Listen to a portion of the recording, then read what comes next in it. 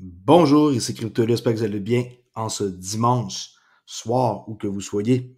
Alors, je suis le seul YouTuber canadien québécois qui parle en français et qui fait des vidéos sur XRP à chaque jour et qui vous tient au courant de qu'est-ce qui se passe dans l'industrie de blockchain, mais tout spécifiquement sur Ripple. Alors, qu'est-ce qui se passe avec XRP? Le prix vient de dropper de beaucoup en l'espace de quelques heures.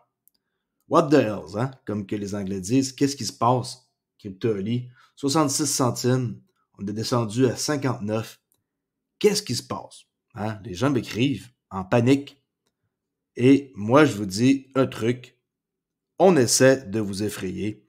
Et si vous êtes faible et que vous n'êtes pas capable de voir la technologie qui se cache derrière Ripple, comme par exemple avec Ripple Paiement, ça c'est un cas d'utilisation pour les paiements transfrontaliers, et aussi pour la liquidité et aussi les CBDC. Alors, si vous n'êtes pas capable de voir l'utilité qui se cache derrière le protocole, je vous le dis d'avance, vous ne serez jamais capable de tenir le coup. Vous allez paniquer à chaque fois qu'il y a des baisses. Ah, ça monte, je suis content, ça baisse. Ah, merde, qu'est-ce qui se passe? C'est de la merde. XRP, ça fait rien. Il y en a qui appellent ça XR poubelle. J'ai vu des commentaires. Vendez tous. Et après ça, moi, quand on va arriver dans les alentours de 2026, 2030, je ne suis pas encore trop sûr, selon qu'est-ce que je pense, 2030, mais sinon, ça pourrait être bien avant ça. Comme par exemple, on sait qu'avec cette charte-là, si vous achetez en 2023, il va y avoir un cycle qui va arriver et vous pourriez être parmi ceux qui vendent à des bons prix entre maintenant et 2026. Sinon, vous allez devoir attendre un cycle qui va être beaucoup plus loin, en 32, pour revendre en 34. Alors, c'est bien trop loin. Hein? Jamais d'avis qu'on va attendre jusqu'à ce que ce temps-là arrive. Même moi, je trouve ça extrêmement trop loin. 26, ça me paraît vraiment logique avec la fin aussi, novembre 2025, d'ISO 20022. Alors, ceux qui m'écrivent sur privé Discord depuis quelques heures et qui paniquent parce qu'ils voient le prix du XRP descendre et qui se demandent si c'est normal, je vous dis, peut-être que c'est pas pour vous. Oups, parce que c'est pas normal de paniquer sur des prix qui sont normaux de baisser et que vous devriez juste être content de détenir du XRP. Vous voyez une chute comme ça et vous demandez qu'est-ce qui se passe. C'est des pinottes, qu'est-ce qu'on voit ici? C'est des pinottes. On passe ici de 66, on fait une mèche à 60 centimes. Ouh là là là là là là. C'est fini, la compagnie va disparaître. Les 10 dernières années qui sont derrière Ripple, c'est du blabla. Rien qui se passe. Je vous le dis d'avance. Peut-être que les investissements dans la crypto sont peut-être pas pour vous si vous réfléchissez de cette façon-là. Alors, juste pour vous montrer, avant que je fasse une courte vidéo, ceci est les investissements qui est les Most Active Investors, qui est les investisseurs dans la blockchain, qui est les compagnies, je peux bien le dire, top 100 publiques compagnies qui investissent, comme par exemple Alphabet, Google. Ils ont investi 1,5 milliard dans qui? Ben, des compagnies comme Fireblocks, Dappers Lab, Voltage, Digital Currency Group. BlackRock, 1,1 milliard. Ils ont investi dans Circle, FTX. Bon, on s'entend que maintenant, ils ont perdu de l'argent, BlackRock, okay, comme tout le monde, qui ont investi là-dedans. Ensuite, Morgan Stanley, ils investissent. Samsung, ils investissent. Goldman Sachs, ils investissent. BN, Mellon, PayPal, Microsoft, tout ce monde-là, c'est des idiots. Citi, c'est des idiots d'investir dans Talos. Ah, ils peuvent peut-être se tromper sur, mettons, on va dire lui. C'est un exemple, okay? Je dis pas qu'ils se trompent. Ah, ils peuvent se tromper sur lui. Mais ils font de l'argent avec les autres. Wells Fargo, c'est débile. LG, c'est quoi? Ils investissent 129 millions dans le trou, dans Sandbox. C'est des caves. American Express, ils investissent dans Abra. C'est des innocents aussi, eux autres. Comment? OK? Il faut vraiment, vraiment, vraiment allumer. Regardez ici, investor.gov, le site de la SEC. Si vous êtes le moindrement alerte comme moi, vous pouvez voir qu'ils ont maintenant une section crypto-asset. Qu'est-ce que ça veut dire selon vous? Ils ont une section crypto-asset. Vous cliquez ici. C'est pas un faux lien. Ça fonctionne. Regardez, crypto-asset. Vous mettez ça en français si vous ne comprenez pas l'anglais. Vous devez savoir que ceux qui proposent des investissements ou des services dans les actifs cryptographiques peuvent ne pas se conformer, blablabla. Okay? Mettre au courant le monde.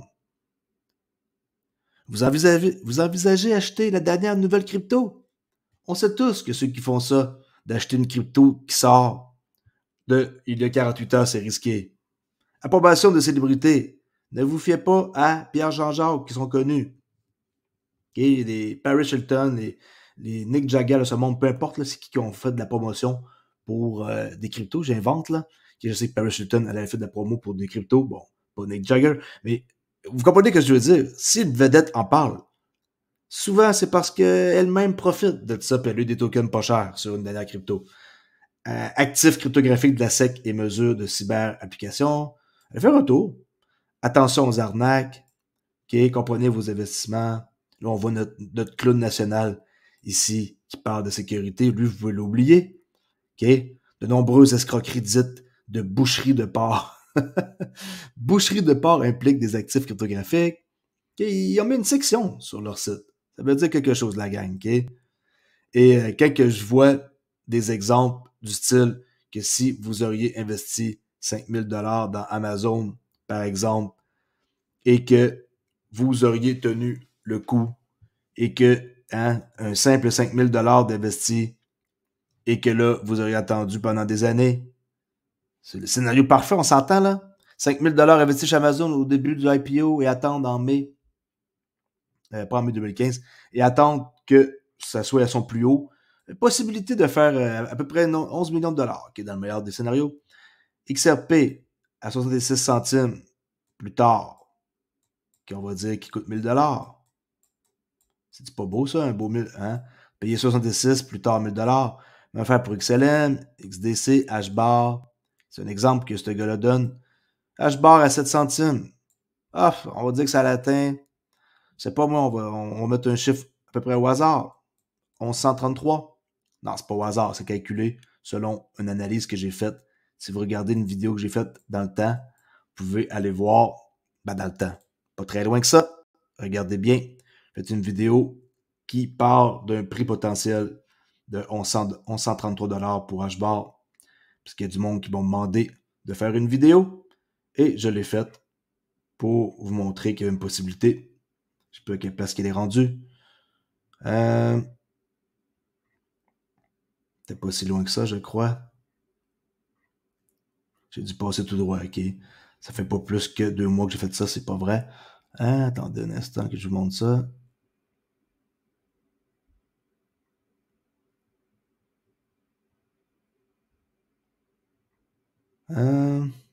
Ah, ok. J'ai cherché longtemps, elle était pas si loin que ça, elle était juste il y a un mois ici. Prévision HBAR 2027, 1133. Alors, vous pensez que tout, qu'est-ce qui est sur le marché à bas prix comme ça, qui peuvent pas atteindre des bons montants un jour? Quand Amazon, vous pouviez l'acheter à 18 $. 18 $ Amazon. En date d'aujourd'hui, comment que ça coûte Amazon? On va aller voir. OK? Les stocks.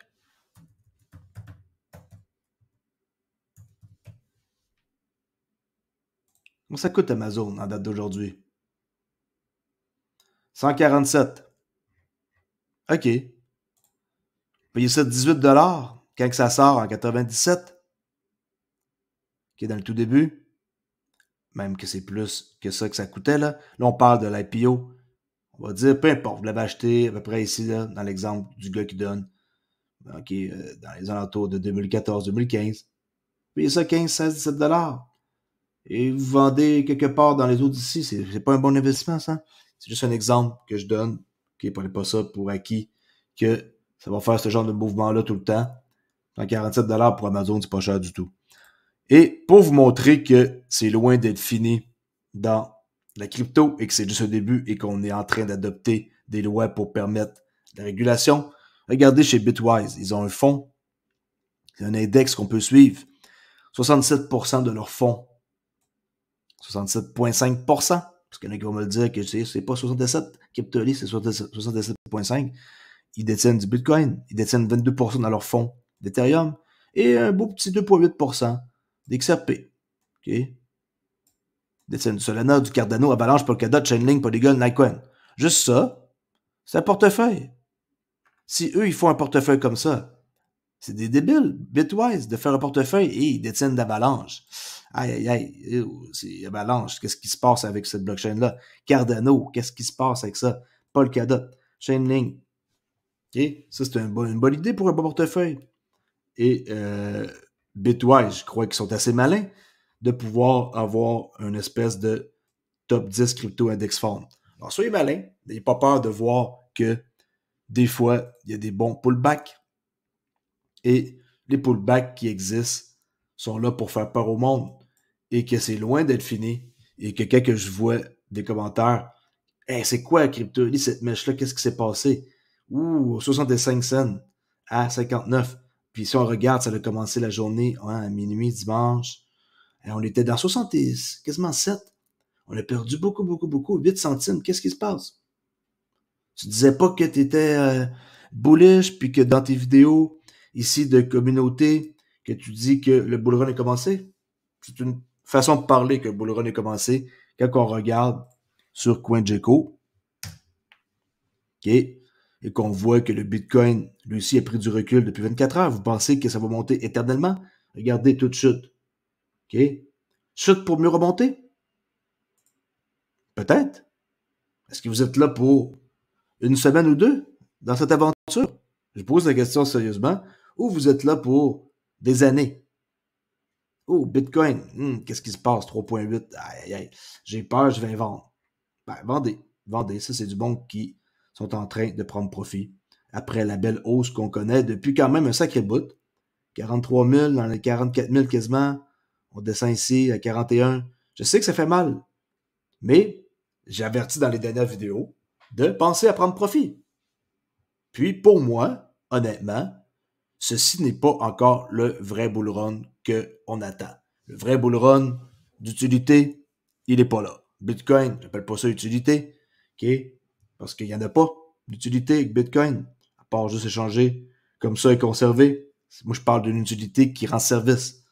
Un truc qui fait en sorte qu'il y a des gens qui vont utiliser ça et qui vont avoir un bénéfice. Okay? D'utiliser une transaction transfrontalière pour envoyer un paiement aux Philippines et que l'argent est reçu rapidement avec XRP comme bridge. Je parle de ce genre d'utilité-là, qui n'est pas Bitcoin qui coûte cher et qui est là. Bon, ceci dit, si vous paniquez pour ce genre de mouvement-là, je vous dis d'avance, vous allez longtemps paniquer. C'est rien, c'est rien, c'est rien. Vous fermez vos yeux, vous attendez et vous mettez ça sur une clé Decent comme avec qui je suis partenaire. Pour protéger votre crypto, ne laissez pas ça sur des sites d'échange tels que ces FTX de ce monde qui sont disparus. Et comme ça, vous allez dormir tranquille et conserver votre crypto dans des endroits de même. Et si on va voir le portefeuille des abonnés, à quoi ça ressemble, on va aller voir. On est, depuis le 23 novembre, j'ai créé un portefeuille où j'ai mis 100$ dans chaque crypto-monnaie, 75 crypto-monnaies. C'est sûr qu'on a perdu depuis 24 heures, 500$. Mais c'est pas grave, on tient le portefeuille pour une année. Et dans une année, on va voir qu'est-ce que ça donne le 23 novembre 2024. Mais on est quand même pareil, 17% en surplus, hein, plus 17%. C'est quand même bon en même pas un mois. Je laisse là-dessus et je vous dis à la prochaine vidéo. Et comme j'ai dit, on essaie de vous effrayer. N'ayez pas peur. C'est une façon de faire sortir les mains faibles. Vous avez des Diamond Men, okay, les mains de diamant. Faites comme moi, gardez votre crypto longtemps et vous allez un jour me remercier. Et regardez, 7777 abonnés. Wow! Ça, c'est un beau chiffre chanceux. Je devrais aller m'acheter un ticket. Peut-être que je vais faire plus d'argent que la crypto. Je laisse là-dessus et je vous dis à la prochaine vidéo. Ciao!